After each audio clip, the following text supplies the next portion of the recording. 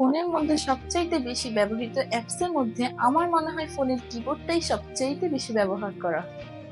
আর যদি আপনার ফোনের কিবোর্ডের ব্যাকগ্রাউন্ড চেঞ্জ করে আরেকটু স্টাইলিশ লুক দিতে পারেন তাহলে তো কোনো কথাই নেই। আসসালামু আলাইকুম এভরিওয়ান, আমি আছি রাদিয়া আপনাদের সাথে। আজকে আপনাদেরকে দেখাবো কিভাবে Xiaomi ফোনের কিবোর্ডের ব্যাকগ্রাউন্ড চেঞ্জ করতে হয়। ফোনের মধ্যে থাকা ডিফল্ট কিবোর্ডের ব্যাকগ্রাউন্ডটা হয়তো আপনার পছন্দ নাও হতে পারে। এই জন্য কিবোর্ডটাকে আরো আকর্ষণীয় করে তোলার জন্য চেঞ্জ করতে পারেন আপনার Xiaomi ফোনের কিবোর্ডের ব্যাকগ্রাউন্ডটি। আর সেট করতে পারেন আপনার নিজের পছন্দ করা ছবি অথবা পছন্দের কালার।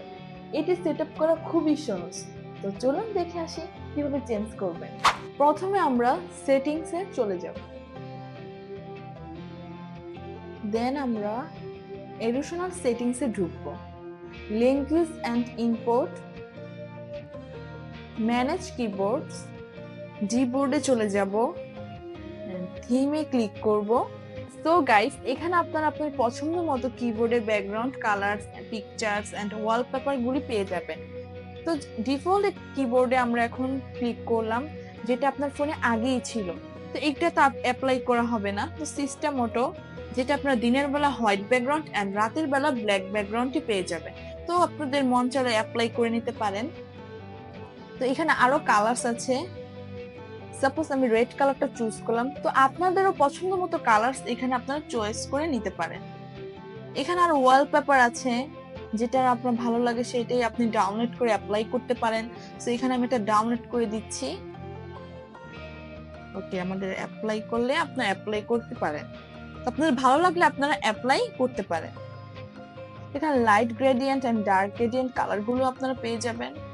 তো আপনাদের যে কালারটাই ভালো লাগে সেই কালারটাই অ্যাপ্লাই করে নিতে পারেন।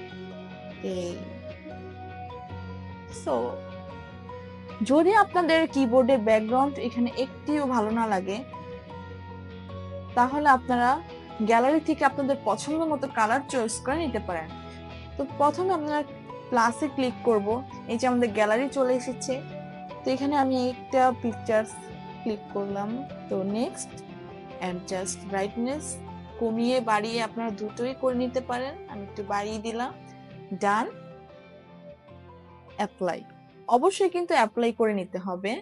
তো চলুন দেখে আসি আমাদের কিবোর্ডের ব্যাকগ্রাউন্ডটি চেঞ্জ হলো কিনা। আমাদের ব্যাকগ্রাউন্ডটি চেঞ্জ হয়ে গেল। গাইস, আমাদের ভিডিওটি যদি ভালো লেগে থাকে তাহলে অবশ্যই লাইক, কমেন্ট এন্ড সাবস্ক্রাইব করতে কিন্তু ভুলবেন না।